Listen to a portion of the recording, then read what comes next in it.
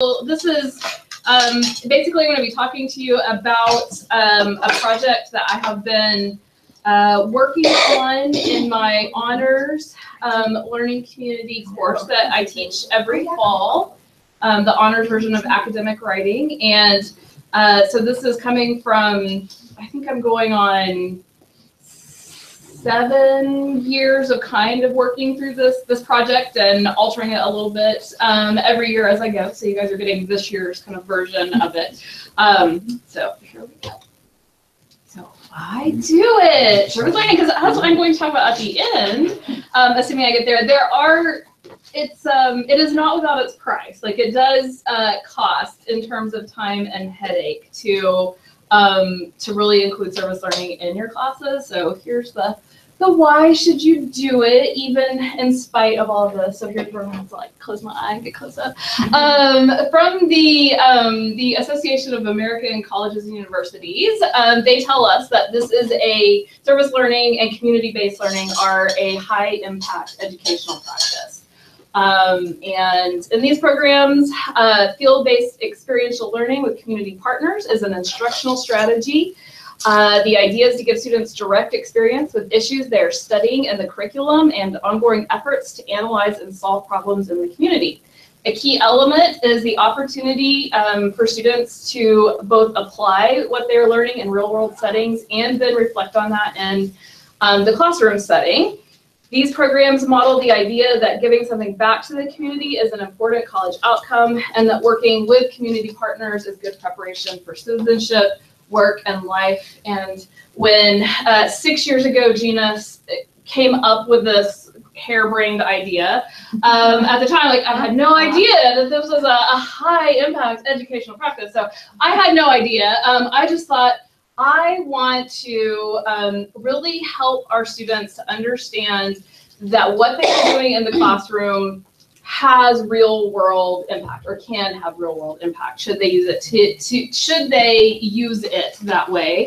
And I also wanted them to start to think about the community that they're a part of and the problems that are endemic in our community. The population that I work with this is the honors group, and they tend to be more Nazarene than SNU students overall. We have a higher proportion of Nazarene students, and a lot of them, not so much in the last couple of years, but previous to that, were tended to be very white, very middle class. A lot of them were from what I call the Bethany bubble. They went to Bethany High School, and then they're at SNU, and didn't have a lot of experience with a world outside of that very specific kind of demographic. And so I wanted them to be aware that there's different communities like just a stone's throw away from us. And so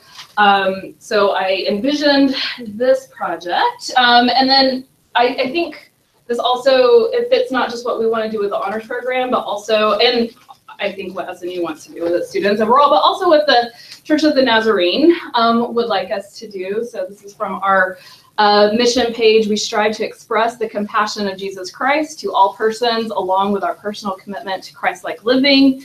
And one of while the primary motive of the church is to glorify God, we also are called to actively participate in this mission by reconciling the world to himself. And so having my students go out and work to make their community better, that is one way that we can begin to fulfill that mission. So I think it's really important, not just for higher education, but specifically Christian higher ed, to really embrace service learning. So I will tell you a little bit about our community partner, because if you're going to do service learning, you have to have somebody to partner with. And so this is Council Grove Elementary School, which is located down at Melrose and Council Road. The reason that I knew about Council is because my sister has taught there. She started at Council Grove the same year that I started at SNU, so this is her 12th year at Council Grove. And at the time that she started there were a number of other SNU grads who were there. It is a A very low income school. They serve the families that live in the 10th Street corridor, which is the same group of people that are served by our Reaching Our City ministries. And this is also Greenvale. You guys may have heard of Greenvale, because I think SNU has partnered with them in various ways. Well, and Mr. Lee knows all about Greenvale, because his wife is over there now teaching. So yeah, the community that they serve is very, very impoverished. They have 480 students this year, or 481 actually. And this year they are 100% free and reduced lunch eligible. It wavers anywhere from 93 to 100. The poverty rate is 21%, which the poverty rate is, I think that is a low income level. So 21% of them are actually in poverty. Homelessness is something that these kiddos' families struggle with.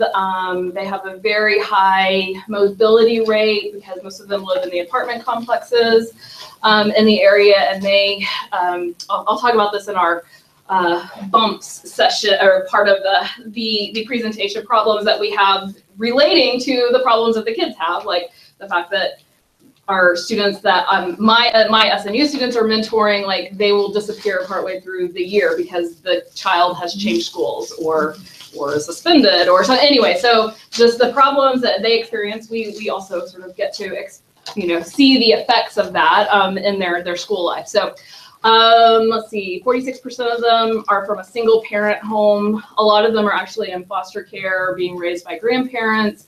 Many of them, I don't have stats on this, but just from knowing my sister, many of them have parents who are incarcerated.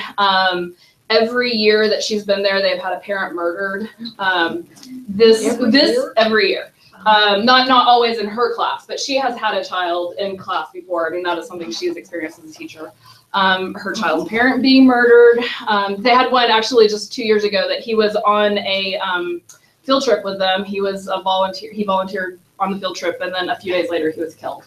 And so this part of Oklahoma City was, I think it was 2013, there was a report released that said they were the most dangerous neighborhood in Oklahoma City. So, I mean, the kids are just facing incredible difficulties because it's hard to study when you're, at home at night sleeping on the floor so that you can avoid the, potential gunfire coming through your walls. Only 11% of their parents have attained a bachelor's degree, and actually 21% of them have less than 12th grade. So they don't even have a high school diploma, 21% of the families. They have a higher than normal rate of English language learning students. So sometimes this is as high as 30% this year, or in 2016, it was only 26% of their students were ELL. So that means 1/4 of the students do not speak English as their primary language, which you can imagine makes instruction very difficult. And so consequently, reading remediation, 70% of the students there are receiving reading remediation. They are a F school. They have had that grade, the Oklahoma grade report has been an F for them, I think, every year since they started doing that, although now they've gone away from that, so that's good. But it's not because they don't have, faculty care or good administration. They have a lovely building, as you can see. This was actually built after we started volunteering there, and I always tell students, because they go look at it the first day, and they're like, what are you telling us? This is an impoverished school. And I'm like, the building is very nice, but you should have seen it right before they moved in when they had toilets that were overflowed every time we were there, and it was just, not good. So they do have this very nice building, but they do not have much inside of it.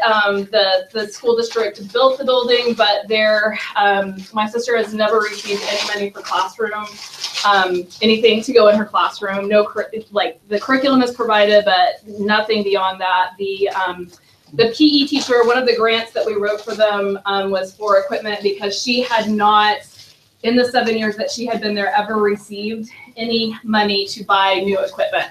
So she bought balls out of her own pocket and duct taped is what she had to make it last as long as possible. But So this is a school with kids who are like, you know, whose parents are least able to put them in any kind of, you know, club sports, to either money-wise or time-wise or transportation-wise to get them to play soccer and baseball and all those good things.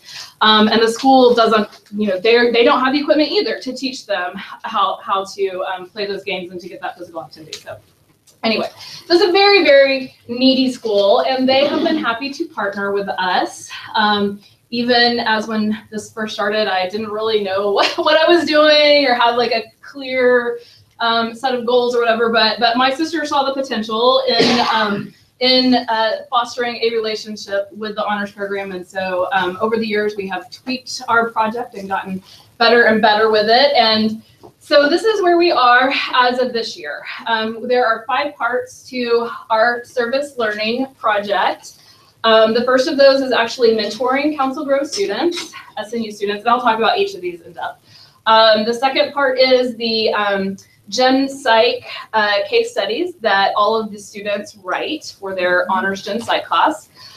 There's a grant writing unit that we do in academic writing, and students actually write grants, and I submit those on behalf of Council Grove.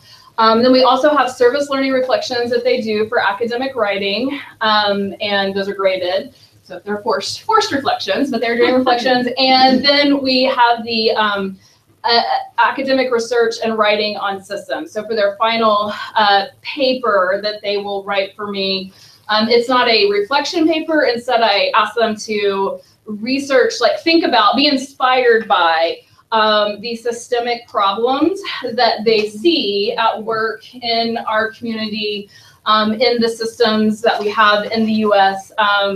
That are affecting these children and the community of 10th Street, and see how they're caught up in that. And so then they do research on that and write up an argumentative paper.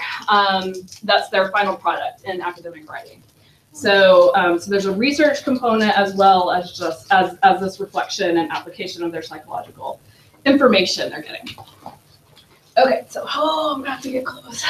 For those who came in late, I lost a contact this morning, so I'm down to one eye here. And okay, so the first thing we do is mentoring, and this was the first component I created back when I was just like, let's try this and see what happens. So every 2 weeks, we take one of our class periods. We are in the 11:45 time slot, so that gives us a nice little cushion there, because students get out of chapel, they drive themselves in carpools down to Council Grove, and then they mentor students from 12 o'clock to 12:50, and then they have 30 minutes before the next classes should be starting. So they have time to get back and maybe even grab some lunch before that. So I have not figured out another time slot that would really work for that. Because if you go to one of the later ones, then the kids at Council Grove are no longer in school and all that kind of thing. So, okay, I did do 8 o'clock once, and that was terrible. Actually, the very first year we did this, it was 8 o'clock, and it was. I don't suggest that time slot for many reasons. But most especially because you just have very limited time for your students to get back to campus. Are they taking the students out of class? Yes, yes. The student, not out of the school, but they go into the class. This year we are working with all kindergarten students, and so they just have 3 classes that they are pulling students from, and they grab their students, and then they go sit out in different areas of the school that have been pre-planned. Does the teacher pick those students? Yes, the teachers select students that they think need extra help. It could be that they need extra academic help, or it could just be the student needs a mentor. The student needs another adult role model. Like, so I said down there at the bottom, some teachers request a male mentor, especially for some of the little boys. That was not really so much of an issue this year. We're working with kindergartners. We have worked with all different grades over time, and some of the older boys, that was a request that the teachers would make, was we would really like them to be with a male student so that they can get some good mentoring that way. We also try to match up students because they do have such a large ELL population. A lot of them, they are a majority Hispanic school. They also have quite a large Vietnamese speaking population, but so far I have not had any students who can speak Vietnamese to help them. But I do ask, how many of you speak Spanish, and then try to pair up students that way. And so that they can help with some of that. Do you have like background check issues that you have? We just last year started having to do background checks. That was the first year that they had required all of the school volunteers to do background checks. So that is something that we do now. And they pay for that. We don't have to pay for that, so that's good. Yeah, so they work on provided educational activities. We encourage the students to get to know their mentees as well as they can. And then also just work on the academic stuff. But a lot of what they do is, because it usually doesn't take them the entire 50 minutes to get through whatever worksheets or books that they have been given.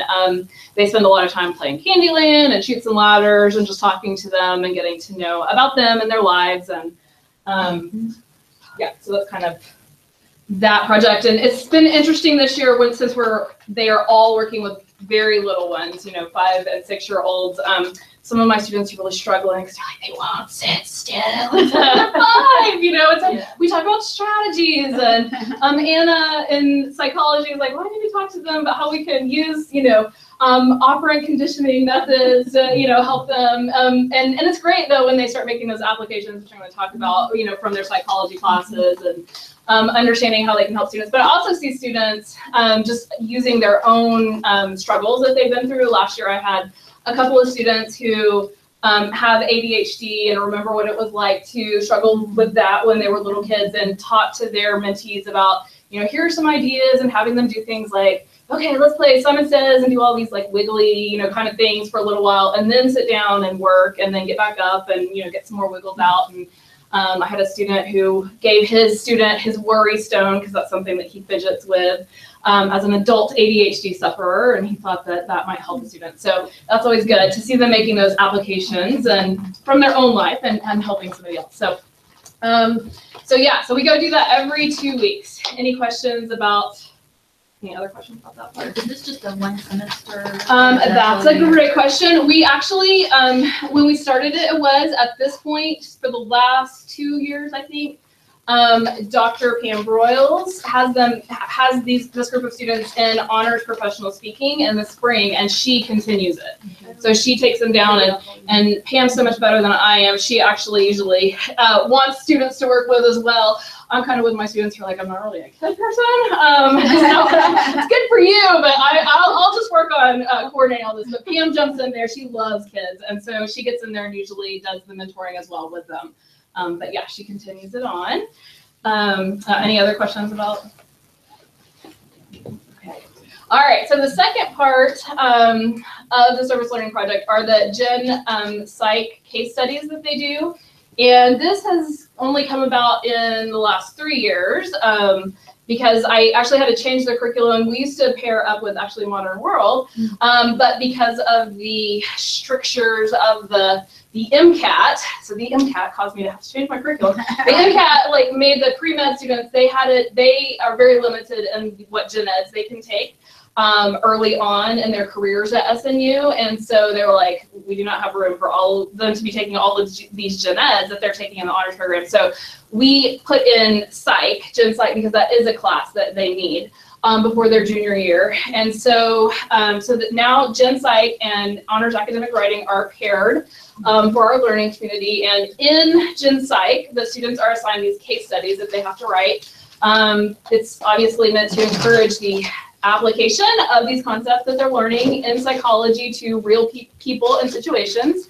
Like the first case study that they do is, it's not just about the students, it's also they have them do a comparison of the social environments of the kids at Council Grove with those of kids at Deer Creek. So the first project that they do in there, they go carpool down. This is before we have even gone to Council Grove as a group yet. They haven't started their mentoring.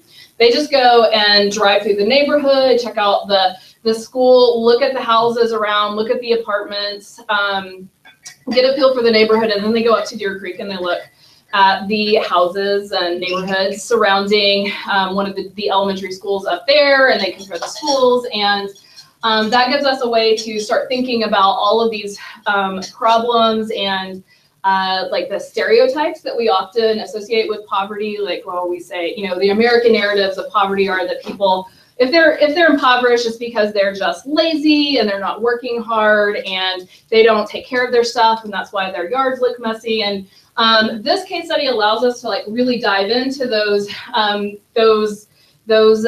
stereotypes, those myths that we have, and think about, you know, these, did you see a lot of kids playing outside in the on the 10th Street neighborhoods? Probably not. And why is that? We talk about the fact that there's no sidewalks. That, are you going to do this if there's gang activity and you know, it's a dangerous environment?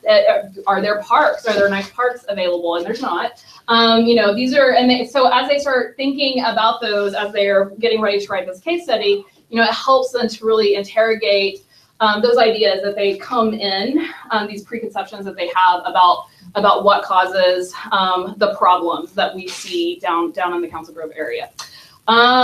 Case study 2 asks them to apply developmental concepts to their children, and this one's always fun when I can tell when they get to this point, because they come in and they start doing like experiments with their kids where they're like, have a candy bar, and they break it into 3 parts, and they're like, okay, which one is more, the candy bar that's been broken into 3 or the one that's whole? And if they haven't learned, or if they haven't gotten to the developmental stage where they understand conservation, they think the one that's 3 parts is actually, I think that's the one that they think is more, because there are 3 of them. Anyway, so they do some of these little experiments. There's another one that asks them to look, when they get to abnormal sites, that asks them to look for like problems, like signs of ADHD or other issues that the kids might be suffering from, which we've had to talk about, like, you're not actually diagnosing them. You are not qualified to do that, and you're not seeing the student in enough settings and all of that. So, but you know, they're sort of trying to apply those concepts that they learned throughout psychology. Okay, well, that is not supposed to be there. Sorry about that. That was supposed to be the end. Grant writing unit. So this is the next portion. We actually just wrapped this up in academic writing. This is the second thing that I came up with, or actually, I think I did this the first year when we first started going to take students. This is also the year I came up with this idea over the summer, and it has definitely evolved. So I will give you the version that we have at this point, where we go talk to Council Grove, solicit ideas from them about needs that they have on campus, ideas that the teachers have. It's really important to ask them what they need, and not just, as I did the first couple of years, have students come up with stuff on their own, because although my students have some great ideas, they're not necessarily ones that the school, you know, that are practical for the school, or even that for strange reasons they will not be able to do. Like, one of the ones that my students always want to write for is to put a basketball goal, like basketball court, out in their playgrounds, because they don't have one. They don't have any concrete out there at this time. We actually wrote one year before. This was when I discovered that this was the case, and Lowe's actually gave us the money to do this, and the superintendent would not let them put in a basketball goal, because he said it would be a nuisance. It would attract people from the neighborhood to come up there after hours, and so he did not want to put a basketball goal in, which is really sad. That he so wants to keep people away from campus that the kids can't, you know, play this game during recess. But anyway, so it's important to know what they actually need or can do. And then I and my student assistant go out and identify small grants, because as Dr. Hackler knows, some grants are more onerous than others. And so we obviously can't do any of those multi-100-page federal grants. So these are really small, usually community grants that we are applying for. Originally, I thought the way I conceived of this was it needed to be grants that were coming due in the time frame in which I wanted to write it, but now I've decided there's no real need to do that, and so we do grants that will not, like, the cycle won't open until the spring, and I just save those up and submit those in the spring. So it's a little frustrating for the students because they don't get to know immediately what's going to happen with their grant, but that's the way the grant world works. So anyway, so we, myself and my student, go find those on the internet, and they have to be writable by the students. And then I have to create like an assignment sheet for this because I can't just give them the grant. So I have to make up an individual assignment sheet for any of these grants that we want to do. So it's nice when I can reuse ones from the past, but whenever I find a new one, I have to do all of my assignment creation all over again. And then students select themselves into groups or pairs, and they write the grant. So they have to look up information, find information about like what the teacher is wanting. Often they will be emailing the teachers or the principal for information about that. And then sometimes, like I had this semester, a teacher requested money for tricycles because she wants to work on gross motor coordination with our pre-K students. And so these students were having to research information on occupational therapy and gross motor needs and that kind of thing. So, and then figure out how does that apply to pre-kindergartners. And then they create a story or narrative explaining the need. And this is where Gwen comes to my class and talks to them about the ogre and the princess and right? Did I just make that up? Yeah. No. I was just saying, you're looking. That semester. Oh yeah. Anyway, so she wasn't able to come to my class this year, so I had to do the ogre and princess story for her. But anyway, yeah. So the ogre is the need, and the people needing the saving are the kids that comes in row. So they create their narrative, and then I have to give them feedback because, believe it or not, they're not actually submittable. You know, the first time I get them. Yeah, like I felt the ghost of Dennis Williams over my shoulder this last round when, who would have thought, when they were supposed to write out like learning objectives for the grants, and they're like, you're not going to learn about science and experiments, and it was like very, you know, like what I would have written if I was a student trying to explain the need for a makerspace or what a makerspace does. I'm like, guys, these are not outcomes, and you know, like you need things with bullets. And I was anyway. So now I know how Dennis feels when he's trying to get us to rework our syllabi to actually be accessible and all those sorts of things. So what's that?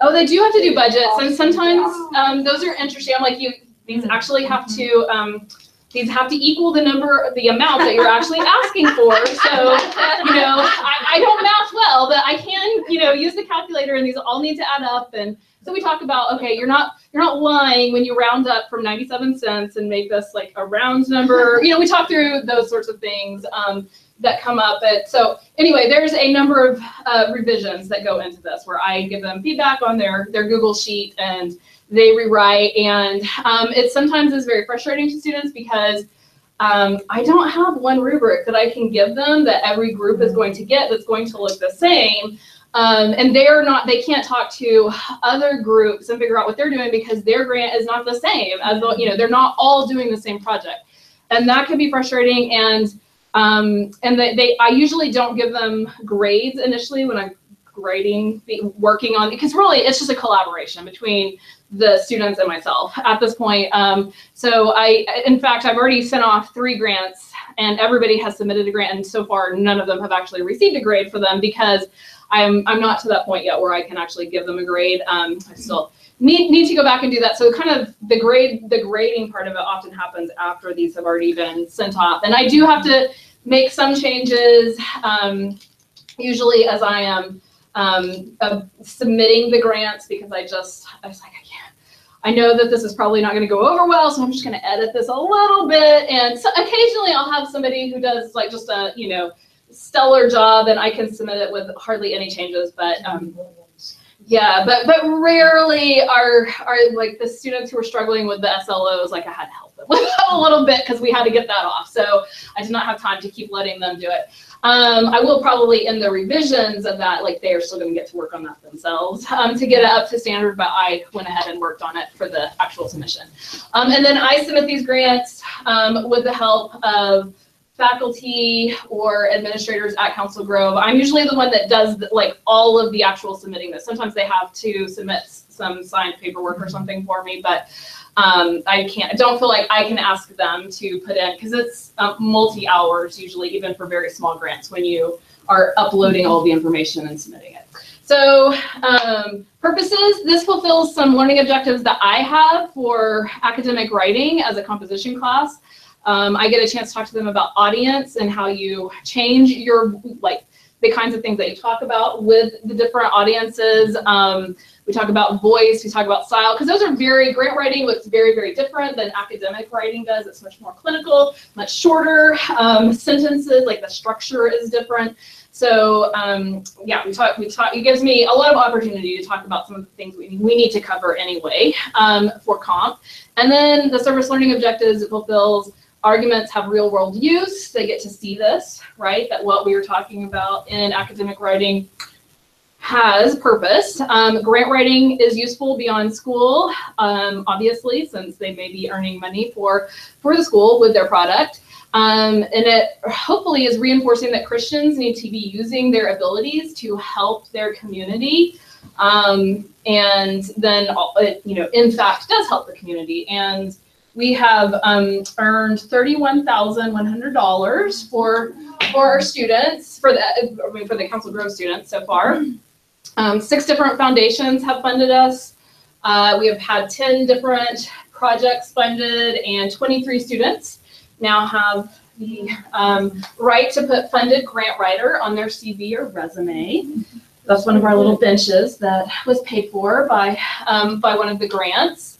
And I was talking about the PE teacher not being able to buy equipment. That was one of the big ones we got last year. They got $12,000 over 3 years for that teacher to be able to go purchase PE equipment. So yay for not flat balls. Do you let them pick which one? Like, do you give them like choices? Like you find these, and then do they get a choice and which one? Yeah, I give them a list and say, okay, here are the grants that we're going to be doing as a class.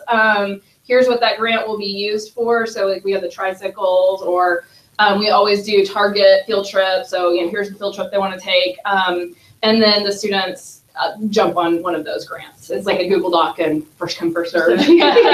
People, yeah, they sign up for those. Yeah. Yep.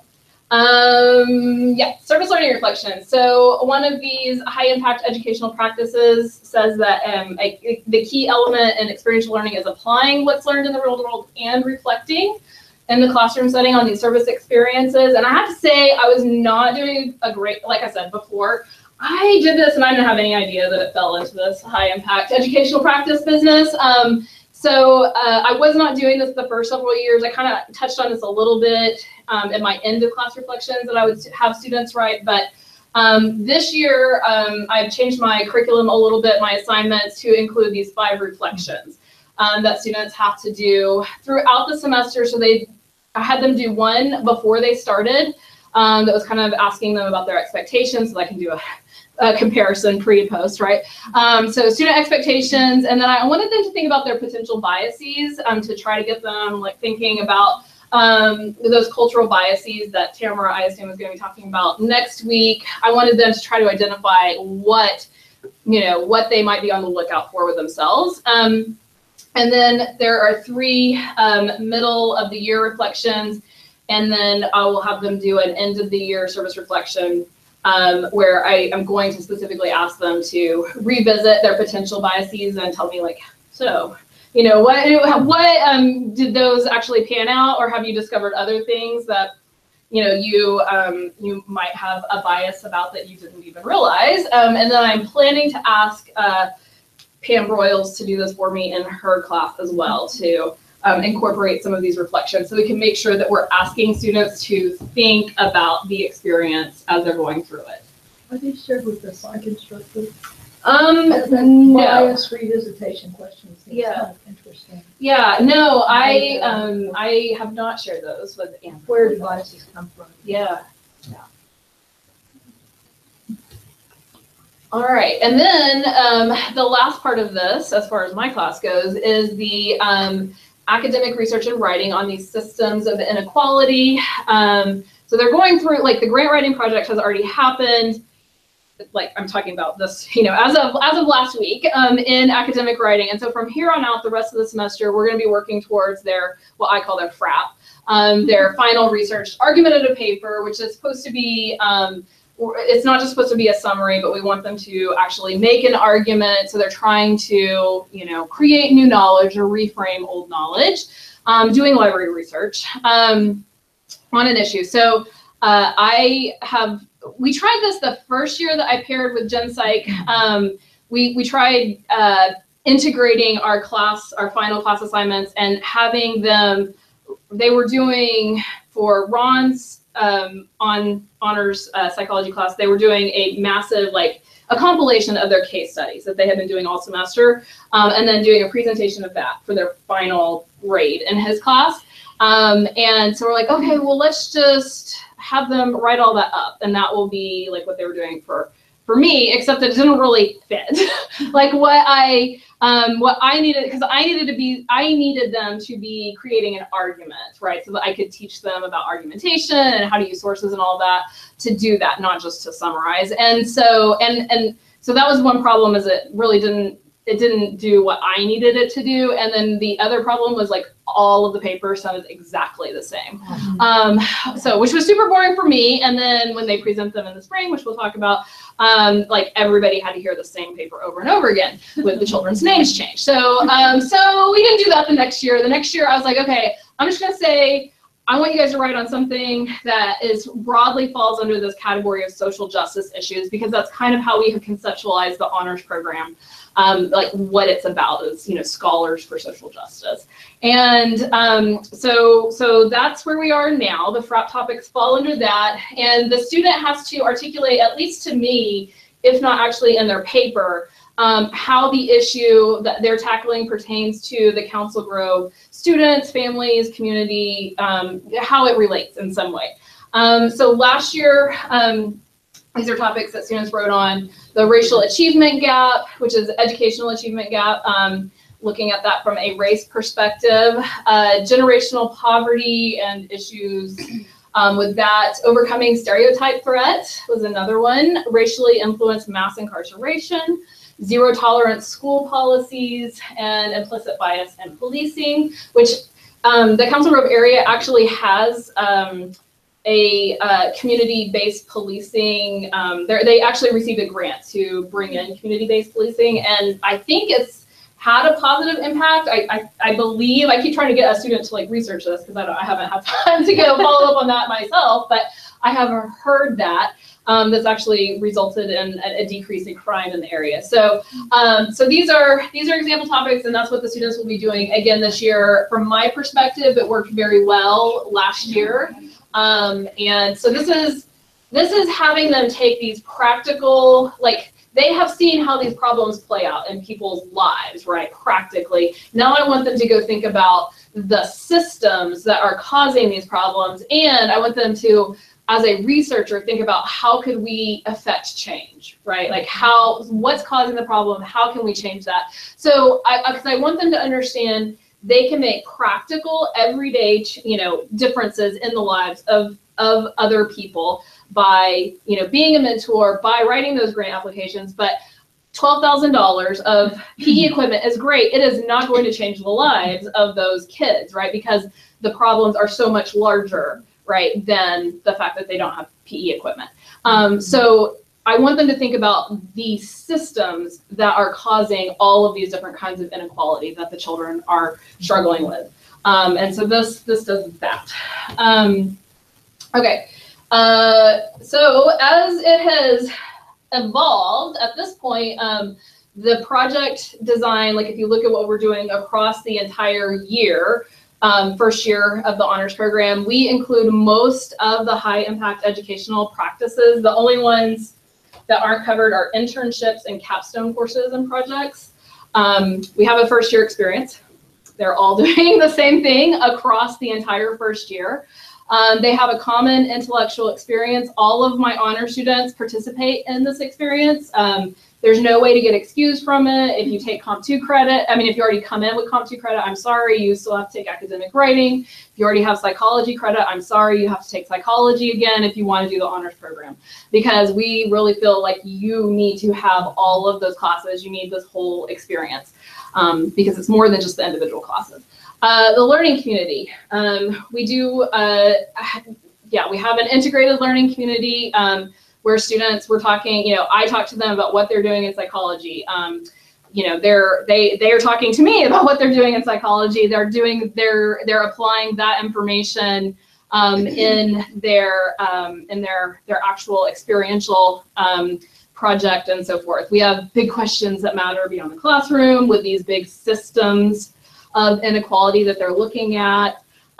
Writing intensive courses, so academic writing, do not have to work hard to make that one be writing intensive, it already was, but also psychology, she requires 4 written case studies, which is a lot of grading for a field that can grade via Scantron. That's not an option for me, but that's something that not everybody does. So that is a writing intensive course as well. And then collaboration is one of these practices, and the grant writing is a small group project.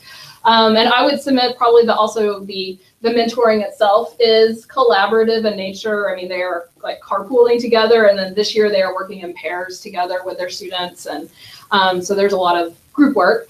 Undergraduate research, the FRAP is original research. They have to make their own original argument. And then we also require that they present that at the undergraduate research symposium in the spring. So in honors professional speaking that Dr. Broyles teaches, she helps them cut down that paper so that they can submit it in the 12 minutes that they have. And they work on, giving a professional, a paper at an academic conference. And so they've gotten, by the end of the first year, they will have that on their CV as well. Not just that they're possibly a funded grant writer, but they also have done a scholarly presentation. And then diversity, global learning.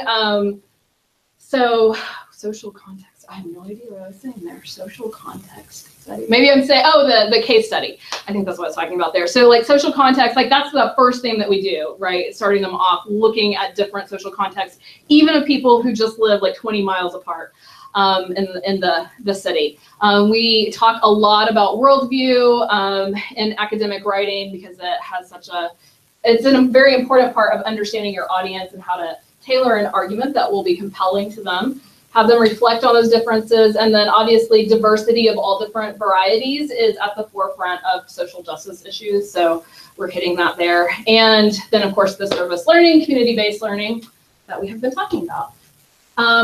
However, this is definitely not for the faint of heart. It is not easy to really incorporate service learning. Because first you have to identify a community partner, get somebody who's willing to work with you.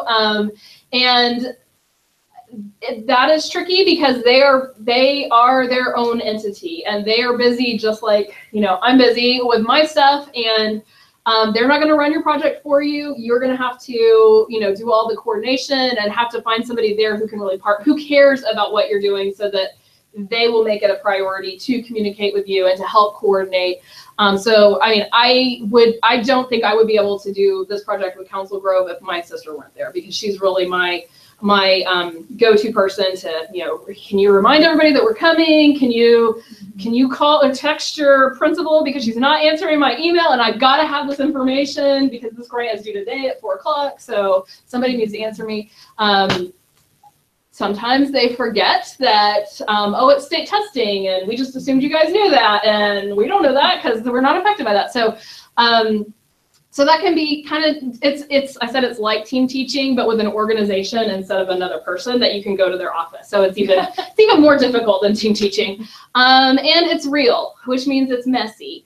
So there are last minute schedule changes of the place that you're working with. If people are out sick, it can cause problems because if one teacher is gone, then the substitute doesn't necessarily know who are these SNU students, what kids am I sending them. So sometimes random kids get sent out to be mentored because whoever was running the class didn't know what was going on.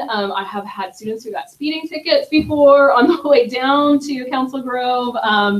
We have dealt with a lot of mentees who were suspended. Yes, kindergartners, even, yes, suspended kindergartners. Zero tolerance policy, great.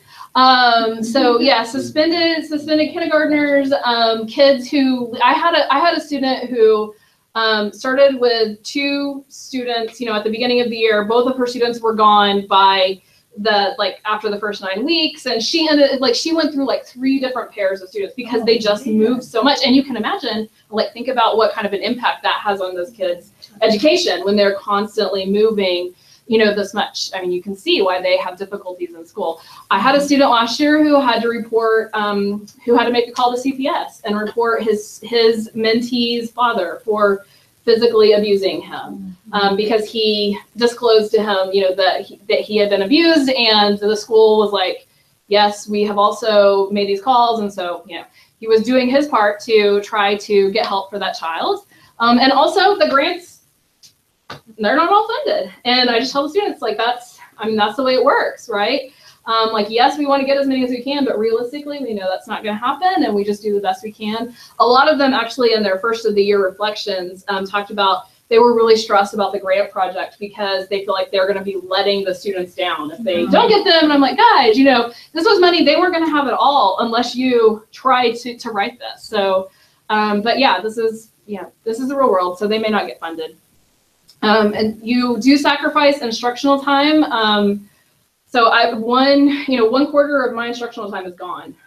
And so I have tried to cram stuff into the other 3 quarters of my time, and also have just had to let stuff go that we can't get to. And I feel like the project overall is worth it, that it makes that sacrifice, it makes it worth it. But it is something to think about. And we've tried all sorts of different ways to try to counteract that by adding in a lab, and we've just met with a lot of difficulties and haven't really figured out how to do that to get that back for me. So if anybody has any ideas, I would be willing to entertain those.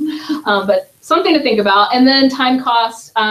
This takes way more of my time than grading a regular assignment would, because I have to submit the grants. Like I said, it's usually at least 2 hours, and I have spent probably 4 hours before on just uploading and gathering all the information that they want. So it's a lot of time. And then there's the time spent in digging through Google, finding, Dr. Hackler knows about this. So you got a lot of sifting to do, and running down potential leads to find those, and then coaching students. So I don't just give this a grade and say that's the end, because I want them to be successful. And so we go round and round and round about how they can revise this, and then writing herd on the partner school to get them to implement, because we know that if you say you're going to do something with that grant money, then you need to do the thing that you said, or otherwise you're going to burn bridges and nobody's going to want to give us money. And so